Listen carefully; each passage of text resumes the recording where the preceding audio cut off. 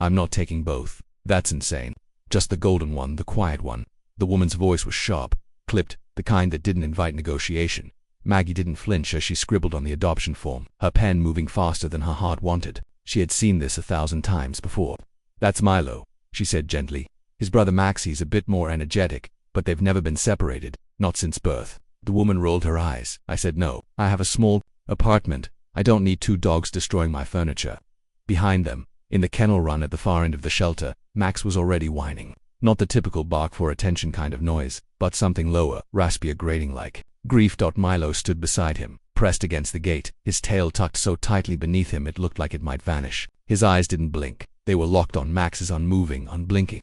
The bond between them was so painfully visible it almost felt indecent to witness. Maggie tried one last time. You sure you don't want to think about it overnight? Maybe no. The woman snapped the leash onto Milo's collar. Let's go. Milo hesitated. He looked back once, eyes catching Max's, and then something in him broke. He howled, not a sharp yelp or startled bark but a slow sound of aching. Maggie had never heard anything like it.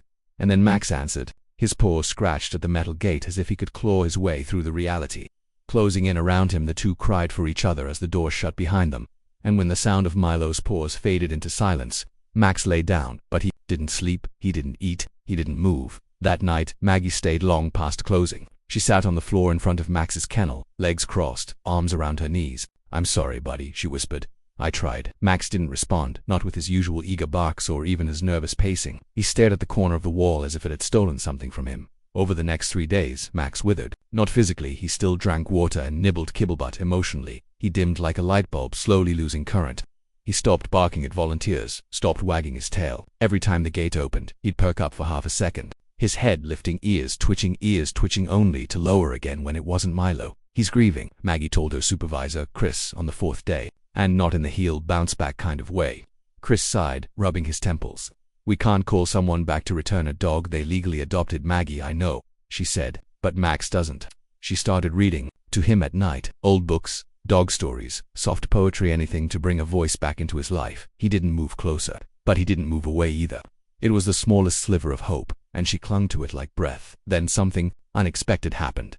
The 5th morning, Max was sitting upright when Maggie arrived. Still silent, still withdrawn but alert, waiting. She unlocked the kennel to clean, as she always did, but this time Max didn't move aside. Instead, he nosed gently at her wrists, just once, then turned and walked to the gate. Maggie froze. It was the first time since Milo left that Max had made a request. She grabbed the leash and hesitated. You want to go out? His tail gave a twitch. A broken flag of permission. They walked the perimeter of the shelter in silence. No sniffing, no marking trees, no play.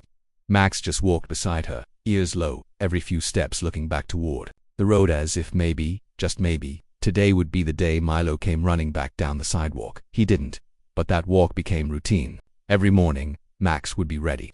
Every evening, Maggie would sit beside him and read. It wasn't healing, not yet, but it was movement. It was the slow thaw of grief. Then came the letter, folded in a creased envelope, no return address. Just a short message. I saw the video. You were right. I shouldn't have split them, but it's too late now. I had to move. Please tell Max I'm sorry. Milo is with my parents. They don't want visitors. Maggie stood frozen in the break room, the letter shaking in her hands. Max would never see Milo again. She sat with him that night longer than usual. Her fingers trembled as she opened the gate, unsure what the news would mean if she tried to say it aloud. Instead, she said nothing, just sat quietly, and Max, perhaps sensing something in her breath, or the weight of her silence, laid his head in her lap for the first time. It was not a reunion, but it was the start of something else. Something painfully human. Grief understood. Shelter's camera captured it, her bent forward, arms around a dog who had no more reason to believe in people, and yet chose to anyway. They posted the image with a single caption. He just needed someone who didn't leave. What happened after that would shake the shelter to its core, and change Max's story forever. Max didn't sleep that night. The kennel that once echoed with quiet snores from both brothers now sat in a hollow, aching silence. Every tiny sound, footsteps of staff changing shifts, the distant bark of another dog, the clang of a gate made him lift his head, ears straining toward the noise, only to lower again in resignation. It wasn't Milo. It never was. And deep down, Max was starting to understand he wasn't coming back. By morning, the staff noticed the change. Max didn't run to the gate like he used to. He didn't leap for his bowl or paw at the bars when someone passed. Instead, he sat pressed against the far corner, eyes fixed on nothing, as if trying to disappear into the shadows. Maggie arrived earlier than usual, a coffee in one hand and a book in the other. She approached his kennel quietly, crouching down so her eyes were level with his. "I know it hurts," she murmured, "but you're still here, and I'm not giving up on you." Max didn't blink. He didn't move. She opened the gate and slipped inside, sitting cross-legged beside him. No leash, no treats, just time. That morning she read from a book of dog stories, her voice soft and steady. At first Max didn't react, but when she read a passage about two littermates raised together, his ears flicked ever so slightly. She kept going. It was the first sign of life he had shown since the separation. Over the next few days, this became their routine. Maggie reading, Max listening, mournfully but present. He still wouldn't eat unless she stayed with him, still wouldn't walk unless she held a leash. The other volunteers called him the mourner. They didn't mean it unkindly, but the name stung every time Maggie heard it. On the 6th day, Chris stopped her by the front desk. "We've had inquiries about Max," he said. "He's getting attention from the post. A family from out of state is asking about adoption." Maggie's heart twisted. "Did they read the story?" "Yes. And they said it made them cry. They want to rescue the sad dog." She shook her head slowly. "Max doesn't need rescuing, he needs understanding. If they're expecting a happy tale and kisses, they'll break him further." Chris exhaled, nodding. "I'll hold off, but we can't do that forever."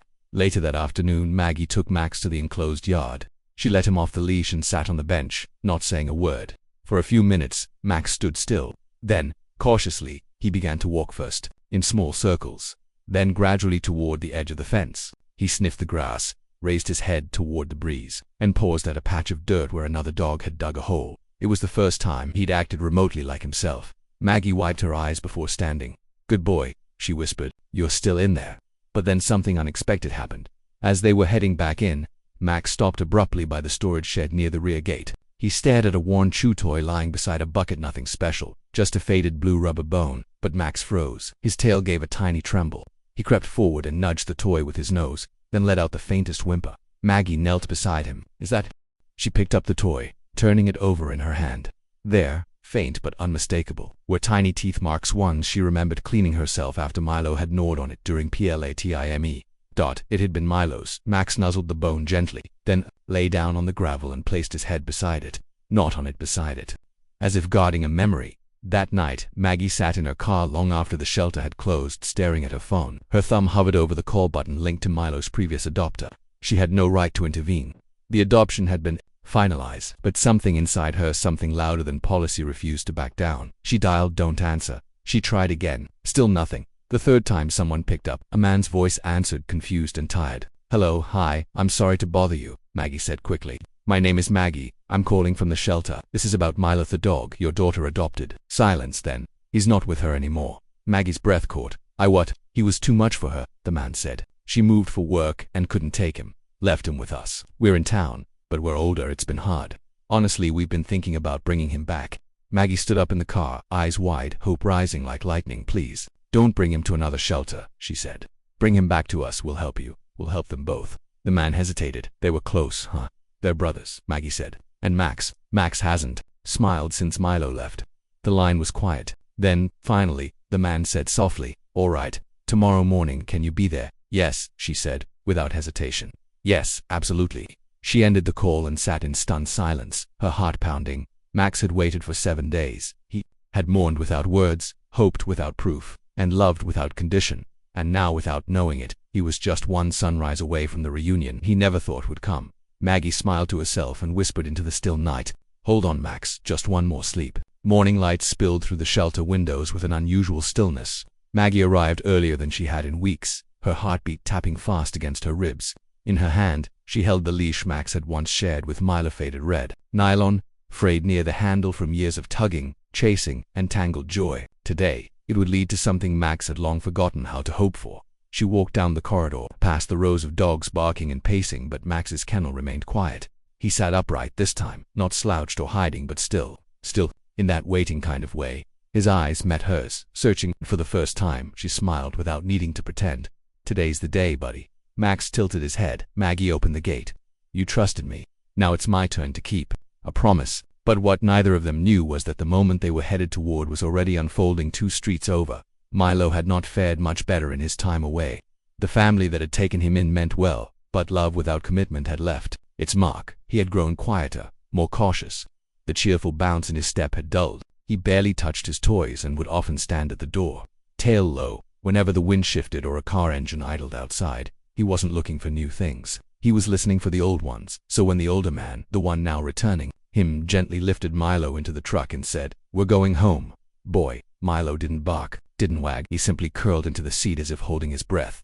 Back at the shelter, Maggie led Max into the outdoor yard. The usual routine. One lap around, maybe a pause at the patch of fence where they'd shared toys before Milo left. She didn't want to startle him. She needed Max grounded ready, and then she saw the truck had pulled into the gravel lot just as a volunteer opened the gate. Maggie's chest tightened, her eyes snapped to Max, who had stopped walking. Ears, hightail frozen, nose twitching like a whisper in the air, had reached him. The door opened. Max turned fully, and then he ran. It wasn't a frantic run, it wasn't a sprint of panic or confusion. It was the kind of run that held memory in its bones. His paws barely touched the ground, every stride direct, driven, focused. Milo leaped from the truck bed before anyone could react, and in that second the yard dissolved. The noise, the gravel, the fences, the waiting need all vanished. Max and Milo collided with the gentleness of something sacred. Not the chaos of excitement, but the aching reunion of souls too young to speak grief, but old enough to carry it. They didn't bark, they didn't tumble or play. Max simply pressed his head to Milo's shoulder, and Milo leaned into him, both trembling. Maggie covered her mouth, tears escaping before she could stop them. Staff members nearby froze. Even the other dogs inside seemed to hush. Don't. And then something unthinkable happened. Max licked Milo's ear, a small quiet gesture, and Milo wagged his tail for the first time in over a week. It was slow at first, then stronger. His body shook not with fear, but with feeling. Their breathing synced, their foreheads rested together like an unspoken vow. Never again. The older man stood beside Maggie, his voice low. "I didn't understand before. I thought they'd adjust. I thought it was just a dog." Maggie turned to him, her voice tight. "They never saw each other as just anything." He nodded slowly. "They're yours now, both of them. If you can find them a home together, I'll cover the first few months of expenses." Maggie looked at him, surprised. "You don't have to." "I do," he said firmly. "It's the least I can do." For the rest of the afternoon, Max and Milo stayed together in the yard. No toys, no chaos, just closeness. Every so often one would gently nudge the other, as if checking to make sure it was real. By evening, Maggie updated the shelter's social media page with a new photo, the two brothers asleep beside each other, on a worn blanket, sun catching the tops of their fur. They waited, they mourned, they reunited, and now they need a forever home together. The post exploded overnight. Not just shares and likes, but stories. People wrote about their own lost siblings, their rescued pets, their belief in second chances. Dozens inquired about adopting, but Maggie was careful. No separate homes. No, we'll see if it works out. Only those who understood that some hearts come in pairs. And a week later, they found them. A retired nurse named Leela and her wife June, both soft-spoken, gentle-eyed, and patient beyond measure, arrived for a visit. They sat in the grass for over an hour without touching either dog, just talking softly, letting the boys come to them. Max was first, then Milo followed, and when the two finally curled beside Leela's legs and sighed into sleep, Maggie knew. That evening, Max and Milo walked through the front doors of the shelter together, side by side for the last time. But this time it wasn't an ending, it was the moment their story finally began. Rain began to fall the night before Max and Milo were scheduled to leave the shelter for good. It wasn't heavy, just a slow, steady drizzle that tapped gently on the roof and dampened the corners of the outdoor yard. The shelter's lights glowed softly, casting long reflections on the wet pavement. Inside the kennels, the dogs had mostly settled, but in the far corner where the brothers had been moved together, the air was different, calmer, quieter, and, still, deeply tender. Maggie couldn't sleep. She returned to the shelter after hours, slipping in with her hoodie pulled tight and a bag of warm blankets under her arm. She didn't expect to do much, just check on them one last time before morning, but when she stepped into their room, her heart clenched. Max was standing. Not tense, not frightened, but alert. His body was positioned between Milo and the door, almost like a silent guardian. Milo, curled beside a blanket and dozing, opened his eyes slowly and blinked toward her, unafraid. Maggie didn't speak. She sat down cross-legged on the cold floor, careful not to disrupt the moment. Max watched her, then stepped aside, letting her near his brother. That was all the permission she needed. She stayed with them for almost an hour, whispering to both, thanking them for trusting her, for surviving the ache of separation, and for teaching her more about loyalty than any human ever had. And just before she stood to leave, Max, once so guarded and broken, rested his chin gently on her knee. She froze, breath caught. It was the first time he had chosen contact on his own, not for food, not for comfort, just trust. The next morning, June and Lila arrived early, bright-eyed, despite the gray skies. They'd brought with them matching leashes, harnesses, and a double bed big enough for 2 grown shepherds. Maggie walked them through everything: Max's lingering nervousness, Milo's protective nature, their unique bond. The couple listened carefully, never interrupting, occasionally jotting notes as if every detail mattered, because, to them, it did. But then something unexpected happened. A loud crash echoed from the front entrance, the sound of a steel tray falling and clattering across the tiles. Another dog, just recently brought in, had slipped his lead and barreled down the hallway in panic, barking wildly and knocking into cages. Chaos erupted. Volunteers scrambled. Dogs began barking in a crescendo of noise. Max flinched hard, his ears flattening. He spun toward the sound, placing himself between Milo and the hallway again, his body coiled with memory trauma reflex. Years of fear had taught him what to expect from sudden noise and shouts. Maggie moved quickly, raising her hand. Let him process it, she said to June, who had instinctively stepped forward. June paused. Then she knelt down slowly and called gently, "Max, you're safe now. You don't have to guard anyone here." Max turned toward her, his chest heaved, uncertain. But when Milo trotted forward, head held low but determined, Max followed. Side by side, they stepped into the corridor. The shelter dog was quickly secured by 2 staff members. He hadn't meant any harm, just overwhelmed. But in the commotion, something crucial had emerged. Max hadn't panicked. He hadn't run. He had protected, then calmed, then chosen to stay. Leela approached Maggie afterward, her voice warm but serious. "We'd still like to take them home, but can we do something first?" Maggie raised an eyebrow. "We want to stop by the park." The idea made her pause. "The one by the lake," Lila nodded. "We'd like to see how they are around strangers. Noise, life, we don't want to fail them." It wasn't a test. It was a gesture of respect. So an hour later the group found themselves at the quiet park just outside town. The rain had faded into fog, and puddles lined the stone pathways. Families passed with strollers. A jogger waved. A vendor whistled while unpacking a pretzel cart. It was peaceful, but alive. Milo adjusted first, nose to the wind, tail low but swinging gently. Max walked slower, always staying to the left of his brother, eyes scanning. But there was no panic, no trembling. Every time someone passed, Max paused. He'd look up at Leela, then back at Milo, then keep walking. And then came the moment no one expected. A little girl, no older than 5, ran toward them holding a wet tennis ball. She stopped a few feet away, beaming. "Doggies." Her mother called from behind, "Emma, wait, don't." But before anyone could react, Max stepped forward. He didn't growl. He didn't retreat. He simply lowered his head, sniffed the girl's hand, and allowed her to pat his ears. Milo moved beside her too, tail now wagging fully, accepting her laugh like sunlight. The mother reached them seconds later, breathless and apologetic. "I'm so sorry. She loves dogs. She just..." Leela smiled, teary-eyed. "It's okay. She picked the right ones." That evening, Max and Milo entered their new home for the first time. No metal gates, no concrete floors. Just rugs, sunlight, a soft couch, and a wide window that looked out over a garden thick with roses. They walked in cautiously, sniffing, exploring. June laid their blanket by the fireplace. Lila opened a small tin of treats and placed 2 on the rug. Max approached first, sniffed, then sat. Not because he was told, because he felt safe. Milo curled beside him. Later, as night crept in and the fireplace crackled, Max did something no one expected. He sighed, not a fearful whimper, not an anxious pant, just a long, slow sigh, as if exhaling the last remnants of fear, grief, and doubt from his chest. And in that sound was everything. The waiting, the reunion, the tests, the brokenness, and the healing. For the first time in a long, long while, Max was home. The first morning in their new home didn't start with barking or steel doors clanging open. It began with birdsong outside the open window and a soft breeze curling through gauzy curtains. Max opened his eyes slowly, not jolting upright like he used to. Milo was already awake beside him, head resting comfortably on the thick dog bed they now shared, tail thumping gently against the wooden floor. June was sitting nearby on the carpet, cross-legged with a journal in her lap. She looked up when she saw Max stir, offering a small smile and a quiet "Good morning, brave boy." Max didn't flinch. He stood, stretched, and padded softly across the room to nuzzle her arm.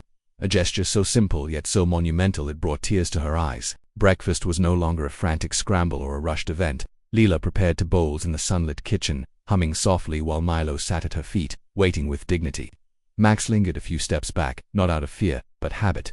When Leela turned, bowl in hand, and placed it before him, Max met her eyes and this time held the gaze. He didn't just eat, he trusted Dot. Over the weeks that followed, the changes in both dogs were subtle but profound. They began exploring the garden, first as a pair moving side by side, then separately with confidence. Milo rediscovered his playful side racing after tennis balls and flopping onto his back with his tongue lolling, paws in the air. Max didn't play at first.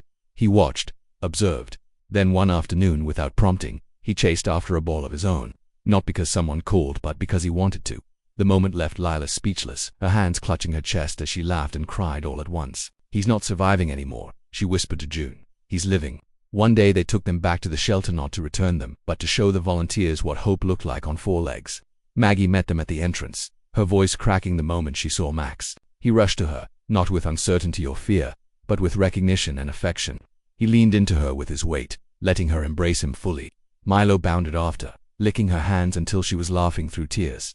The staff gathered in awe. It was hard to believe this was the same dog who once cowered in corners and trembled at human touch. Maggie knelt down and whispered, "You came back to say goodbye, didn't you?" And in some wordless way, Max did. But perhaps the most beautiful part was what happened next. Maggie led them into a room where a new group of shelter dogs waited. Among them was a young shepherd mix, barely a year old, all wiry nerves and anxious pacing, the kind of dog Max used to be. When the gate opened, Max didn't hesitate. He approached the pup slowly, calmly, offering a soft sniff and gentle posture. Milo followed, circling once before flopping down nearby. No barking, no tension, just quiet guidance, the way only those who have known fear can offer comfort to others still trapped in it. Maggie looked at Leela and June. He's helping now. That night, as the house quieted and the fire crackled, June pulled out a small scrapbook she had been working on. The cover read Second Chances, the story of Max and Milo. Inside were photos from their journey, their first day back together, their visit to the park, sleeping curled together under a patch of sun. In the center was a blank space left intentionally open. Lila placed the last photo they'd taken that afternoon, Max gently resting his paw on the trembling pup's back. Below it, in careful handwriting, she wrote, "Once rescued, now rescuer." Max watched from across the room, head tilted as if he understood the importance of the moment. Then, slowly, he stood, walked over, and placed his head on Leela's knee. She reached down without hesitation, stroking behind his ears with quiet reverence. Some stories begin with rescue, some begin with heartbreak, but the most extraordinary ones, like Max's, begin again and again with choice. The choice to trust, to heal, to forgive, and eventually, to love again. By the time the seasons turned and spring warmed the garden, Max had become more than a dog. He was a symbol for Maggie, for Lila and June, and for every person who had once passed by a kennel and thought, "That one's too broken." He wasn't, he never was. He was waiting for someone to see what he hadn't yet remembered about himself. He was never just a shelter dog. He was a survivor, a protector, a brother, a teacher, and now, finally, after everything, he was home, forever.